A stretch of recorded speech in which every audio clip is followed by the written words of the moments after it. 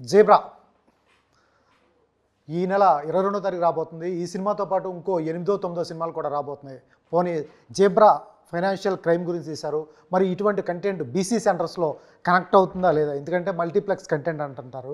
సరే, ఈ content connect అవుతుందా లేదా ఒకసారి డైరెక్టర్ గారు ఈశ్వర్ కార్తిక్ గారు మనతో పాటు ఉన్నారు. ఆయన్ని అడిగి తెలుసుకుందాం. హాయ్ సార్, ఎలా ఉన్నారు సార్? బాగున్నానండి సార్, 8, 9 సినిమాలు దండయాత్ర లాగా ఉంది. దయాగడి దండయాత్ర థియేటర్స్ మీద 9 సినిమాలు రిలీజ్ అవుతున్నాయి. మనకెక్కడ జబరాకి వెళ్ళాలంటే ఎక్కడ ఉంటుంది స్పేస్? ప్రతిరోజు మా సినిమా చూడాలనుకుంటారు ప్రొడ్యూసర్ కానీ డైరెక్టర్ కానీ. మా 9 సినిమాల్లో మా సినిమా ఫస్ట్ చూడాలనుకుంటారు. మరి జబరాకి వెళ్ళాలంటే ఇంత టైట్ ప్లేస్లో 22nd 9 సినిమాల మధ్యలో వేశారు. ఎట్లా వస్తారు? ప్రతి మూవీ చూడాలి డెఫినెట్గా, బికాజ్ అందరూ దానికోసమే బయటకు వస్తున్నారు. ఈవెన్ విశ్వక్సేన్ గారు, అశోక్ గల్లా గారు, అందరి మూవీ బాగానే వెళ్ళాలి డెఫినెట్గా, ఖచ్చితంగా అన్ని మూవీ చూడాలి. But the thing is no, zebra also not, ఇది కాంపిటీషన్ కాదు. ఇది మనం ఒక స్టోరీ చెప్పబోతున్నాము, వాళ్ళు కూడా ఒక స్టోరీతో రాబోతున్నారు. సో ఏ స్టోరీ కనెక్ట్ అవుతుందో అది ఆడియన్స్ తీసుకుపోతున్నారు, అంతే. ఆ స్పేస్లోనే వస్తున్నాము. సో అది నచ్చితే డెఫినెట్గా ఆడియన్స్ అప్రిషియేట్ చేస్తారు, నచ్చలేకపోతే ఇమీడియట్గా చెప్తారు. Penguin, zebra 2 యానిమల్సేనా? ఏంటి సార్, యానిమల్ ఎవరైనా మీరేనా? ఓకే అండి, పెట్టుకోవచ్చు అలా. నాకే తెలియలేదు సీరియస్గా ఎలా లేవు. అది క్యారెక్టర్కి నాకు నచ్చింది, అది క్యారెక్టరైజేషన్కి, ఆ స్టోరీకి కూడా అది యాప్ టైటిల్ అని నాకు తెలిసింది. ఎస్, ఐఎమ్ అనిమల్ లవరే, నా దగ్గర డాగ్స్ ఉంది, అన్నీ ఉంది. బట్ ఈ మూవీకి జీబ్రా అన్నది కావాల్సింది యాక్చువల్గా. అందుకే ఆ క్యారెక్టర్కి, ఆ స్టోరీకి తెలుస్తుంది ఎందుకు మేము పెట్టామని మూవీ చూసిన తర్వాత. కానీ ఒక్క డిసిషన్ తీసుకుంటాను, నెక్స్ట్ మూవీలో డెఫినెట్గా ఉండదు. అది ఓకే, ఖచ్చితంగా. సార్, ఇండస్ట్రీ గురించి మీకు తెలిసిందే. ఒక ప్లాప్ ఇచ్చిన తర్వాత డైరెక్టర్ స్ట్రగుల్ ఎలా ఉంటుందో తెలియదు కాదు. ఎందుకంటే ఆ డైరెక్టర్ కథ చెప్తానంటే వినేవాళ్ళు కూడా ఉండరు. అటువంటిది రెండోది పెంగ్విన్ సినిమా బాగున్నా కూడా 36 days 33 days చాలా తక్కువ డేస్లో వర్క్ చేశారు. బాగుంది ఓటీటీలో. మీ రివ్యూస్ కూడా బాగున్నాయి, డైరెక్టర్ గారు కూడా బాగా చేశారు, స్క్రీన్ పేపర్కి బాగుందని మీ రివ్యూస్ వచ్చినాయి. ఈ టైంలో కమర్షియల్గా సక్సెస్ కాని టైంలో ఒక డైరెక్టర్ రెండో స్టోరీ చెప్తే వినే ప్రొడ్యూసర్స్ కూడా ఎవరు ఉండరు. ఎలా విన్నారు, ఎలా హుక్ చేశారు, పైగా తెలుగు ప్రొడ్యూసర్? సో ఇది సీరియస్గా ఆ స్టేజ్ ఒక స్ట్రగ్లింగ్ స్టేజే నాకు, ప్రొడ్యూసర్ దొరకడం అప్పుడు.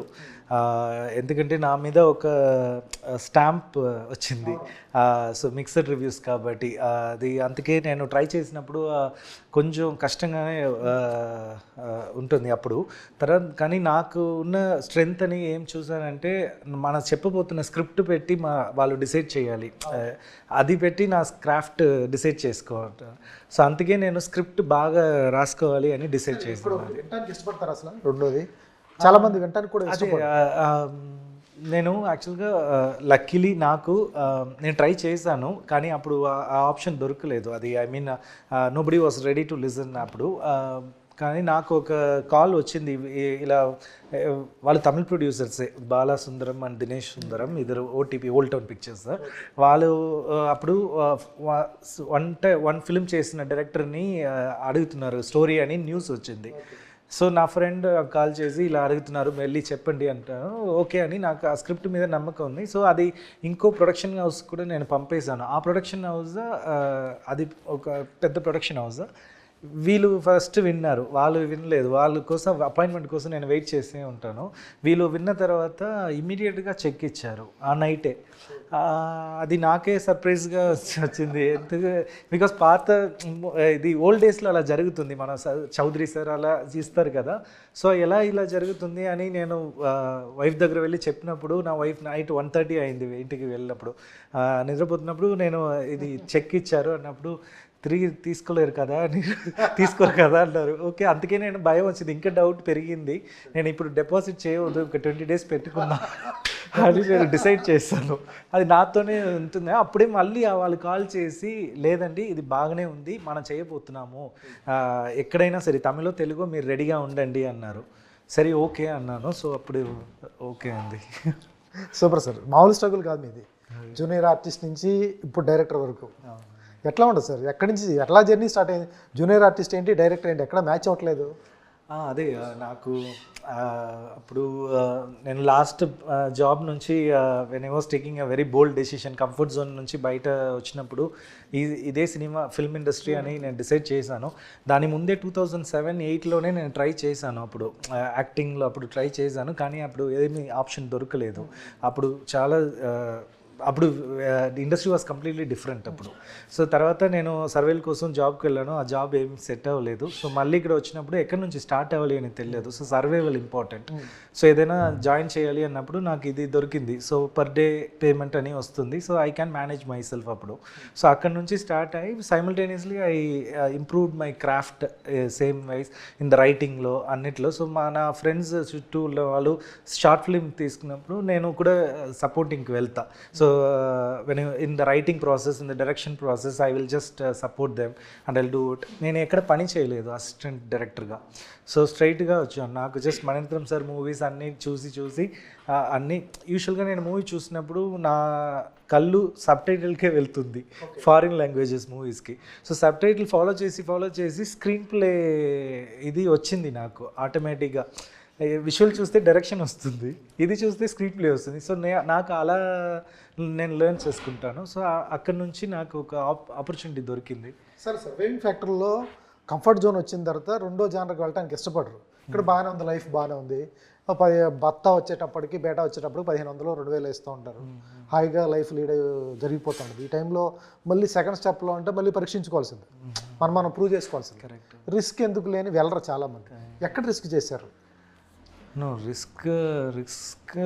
రిస్క్లో గ్యారంటీ ఉండదు, అందుకే అది రిస్క్ అంటారు. సో ఆ రిస్క్ నేను తీసుకోవాలి ఖచ్చితంగా.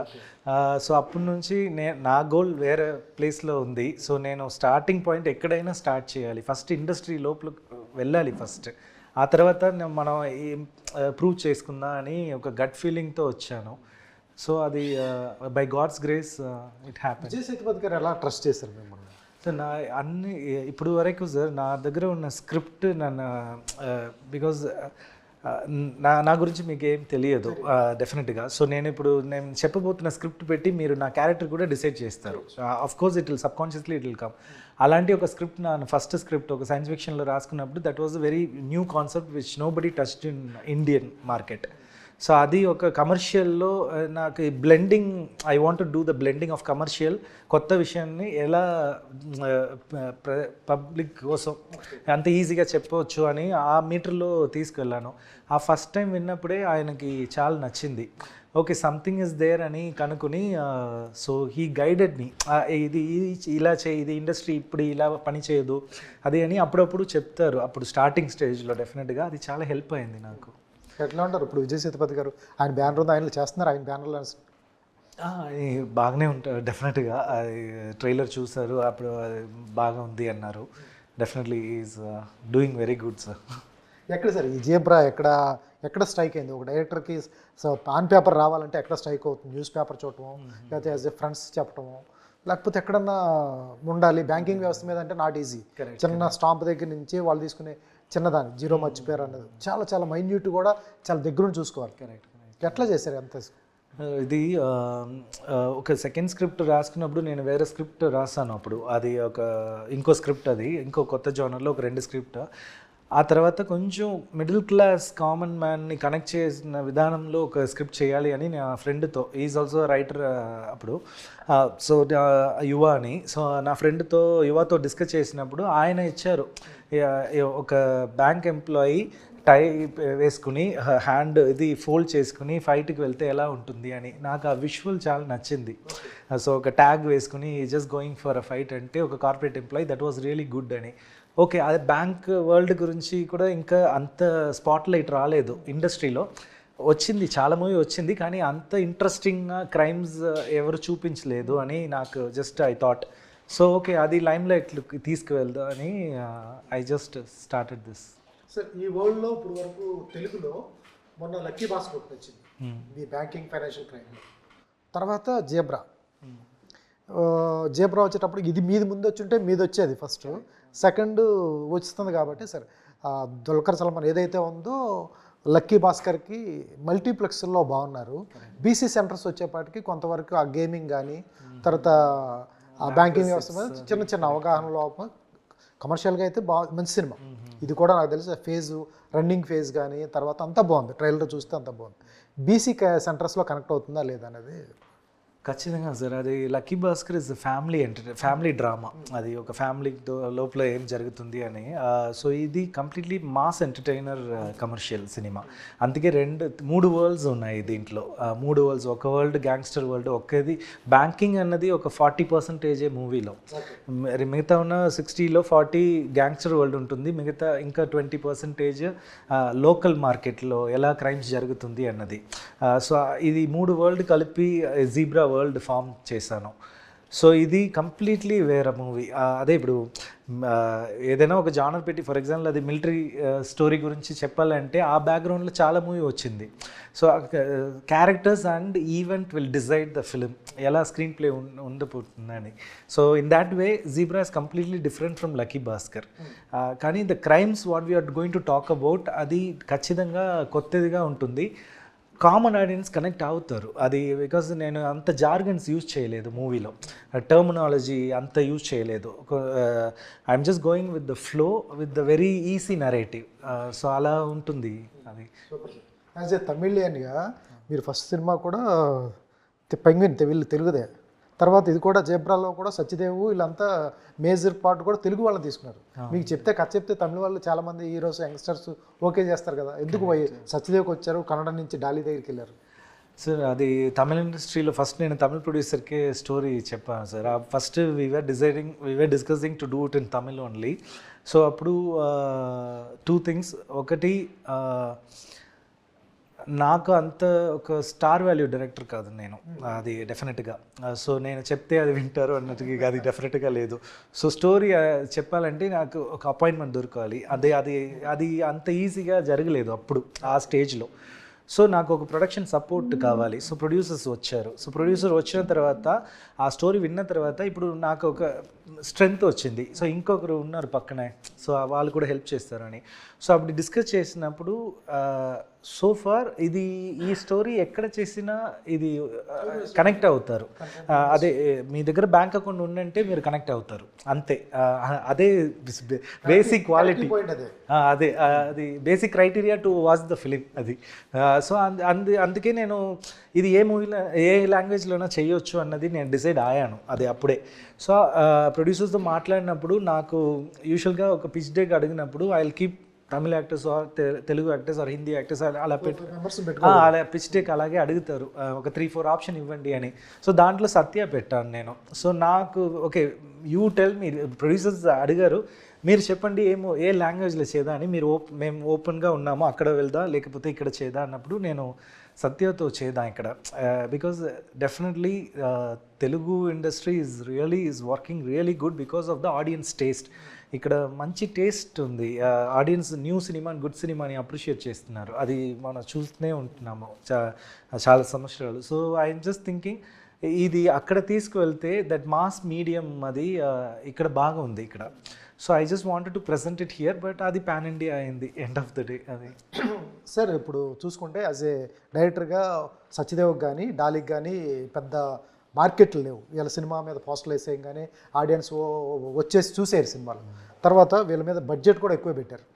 ఎందుకు అంత రిస్క్ చేశారు? ఒకసారి యాజ్ ఏ ప్రొడ్యూసర్ని అడిగారా? ఎందుకంటే సత్యాకి కానీ డాలీ ధనంజయ్కి కానీ ఇమీడియట్గా ఆయన కన్నడంలో కానీ తెలుగులో కానీ ఇమీడియట్గా అంత ఫాస్ట్గా మూవ్ అయ్యే ఆడియన్స్ వచ్చేసి థియేటర్కి వెళ్దామనే ఆలోచన కూడా ఉండదు. మంచి ఆర్టిస్టులు వాళ్ళు, అదే మాస్ హీరోస్, బిజినెస్ వాల్యూలో బడ్జెట్ పెట్టారు వాళ్ళ మీద. ఇది ప్రొడ్యూసర్స్ బ్రేవరీ ఫస్ట్, అది డెఫినెట్గా వాళ్ళు ఒప్పుకుంటారు. సెకండ్ థింగ్ కంటెంట్ మీద పెట్టిన నమ్మకం. కొన్ని stories it will demand few budget. అది ఇప్పుడు for example villain character design చేసినప్పుడు మనం ఎలాగైనా రాసుకోవచ్చు, కార్లో వచ్చి దిగ్గారు అని రాసుకోవచ్చు, లేకపోతే బడ్జెట్ ఉండే ఫ్లైట్లో హెలికాప్టర్ నుంచి వచ్చారు అని, అది ఎక్కడి నుంచి అది బడ్జెట్ పెట్టి వీ క్యాన్. బట్ అది డబ్బు ఉందంటే అలా చేయవచ్చు. డబ్బు లేకుండా కూడా అది అక్కడ ఒక బిల్డప్ అని ఒక క్యారెక్టర్ ఆ స్టోరీ డిమాండ్ చేస్తుంది ఆయన కార్లోనే రావాలి అని. అది స్టోరీ డిమాండ్ చేసింది. అలాంటి ఇది మా జీబ్రాలో వచ్చింది అది. సో స్క్రిప్టే డిమాండ్ చేసింది ఈ బడ్జెట్ని. సో ఆ బడ్జెట్ మేము క్యాల్కులేట్ చేసినప్పుడు మాకు ఒక హీరో కావాలి. ఆయనకి ఇప్పుడు for example any movies if you are just taking production value for example ఇప్పుడు ఒక 6-7 crores for example just X value చెప్తున్నాను. ఒక ఎగ్జాంపుల్కి 5 crore అని పెట్టుకోండి. ఇప్పుడు 5 crore మూవీ తీసుకోవాలంటే మనకి ఇంకో ప్యాడింగ్ మెయిన్ ఆర్టిస్ట్కి ఒక 3 crore 5 crore ఇస్తే అది 10 crore వెళ్తుంది. ప్యాడింగ్ చేస్తే అది 12 crore వెళ్తుంది. సో ఆ 5 crore మూవీ తీయడానికి మనకి 12 crore టచ్ చేయాలి. సో అప్పుడు అది ఇక్కడ ప్రొడక్షన్ వాల్యూ తగ్గుతుంది. So end of the day the risk is entirely gone for the toss. So అప్పుడు నేను ప్రొడ్యూసర్తో మాట్లాడినప్పుడు ఒక డెఫినెట్గా ఇంకో మార్కెట్ హెల్ప్ కావాలి. బికాజ్ హీఈస్ క్యారెక్టర్ పెట్టి స్క్రిప్ట్కి హానెస్ట్గా సత్య అలాంటి ఒక హీరో హానర్ చేస్తారు. సో ఇంకో క్యారెక్టర్ ఉంది, అది ఈక్వల్ క్యారెక్టర్ అని కన్నడ మార్కెట్ నుంచి తీసుకొచ్చినప్పుడు ఇప్పుడు బ్యాలెన్స్ అయింది బడ్జెట్, అది అన్ని బ్యాలెన్స్ అయింది. సో ఇంకా రవి బాసు సార్ వచ్చారు, సత్యరాజ సునీల్ గారు అందరూ వచ్చినప్పుడు ఒక బడ్జెట్ అది కావాలి అని పెట్టుకోలేదు, అది డిమాండ్ చేసింది. ఆ క్యారెక్టర్ ఇలా ఉండాలి, ఈ ఏజ్లో ఉండాలి, ఇలా చేయాలి అన్నప్పుడు డెఫినెట్గా బిజినెస్ కూడా దాంట్లో వచ్చింది. సో అది చేస్తే ఇది కవర్ అవుతుంది, ఇంత బడ్జెట్లో చేస్తే ఇది ఖచ్చితంగా వర్కౌట్ అవుతుంది అని. ఎందుకంటే జీబ్రాలో 50 crores కూడా పెట్టవచ్చు, 100 crores కూడా పెట్టవచ్చు. ఆ స్క్రిప్ట్ అలా డిమాండ్ చేస్తుంది. అది మనం ఎంత ఎఫిషియెంట్గా ఆ బడ్జెట్లో కంట్రోల్ బడ్జెట్లో చేసామని మేము చూసినప్పుడు మీరు తెలుసుకోవచ్చు. సార్ ఏంటి పిచ్ డెక్లో రాసినప్పుడు సత్యదేవ్ పేరు ఎందుకు రాశారు?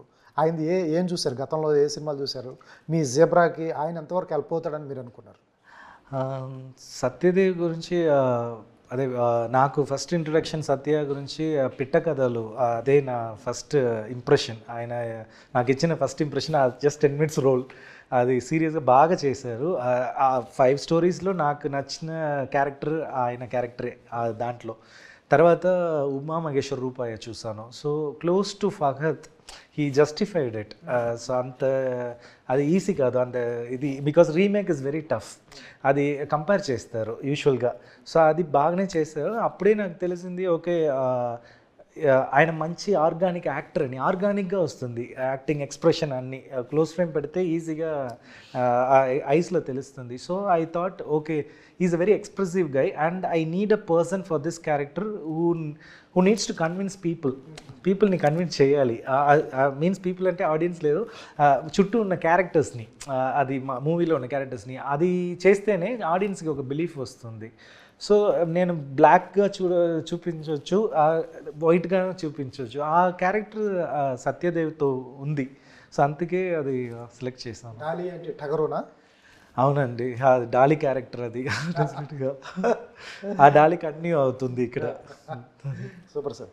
ఏంటి చిరంజీవి గారు మీ ప్రీ రిలీజ్ ఈవెంట్కి రావటం, మిమ్మల్ని పొగట్టం, మీరు చాలా హ్యాపీ ఫీల్ అయ్యారు.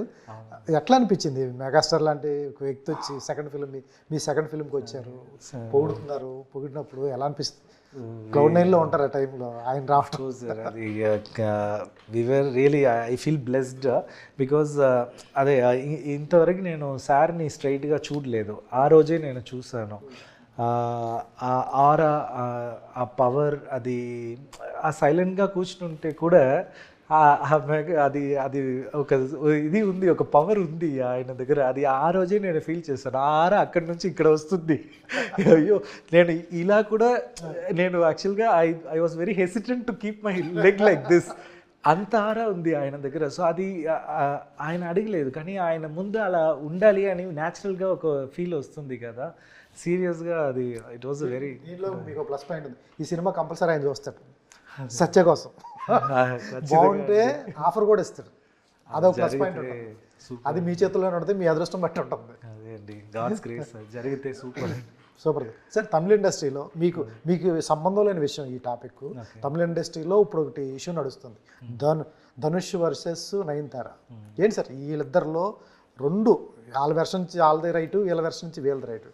ఇది ఎక్కడి వరకు వెళ్తుంది, ఎంతవరకు కరెక్ట్ అని యాజ్ ఏ డైరెక్టర్గా చెప్పండి. మీకు తెలిసి ఉంటారు, ఇద్దరు పర్సనాలిటీస్ తెలుసు. అంత పరిచయం కాదు నాకు వాళ్ళిద్దరు.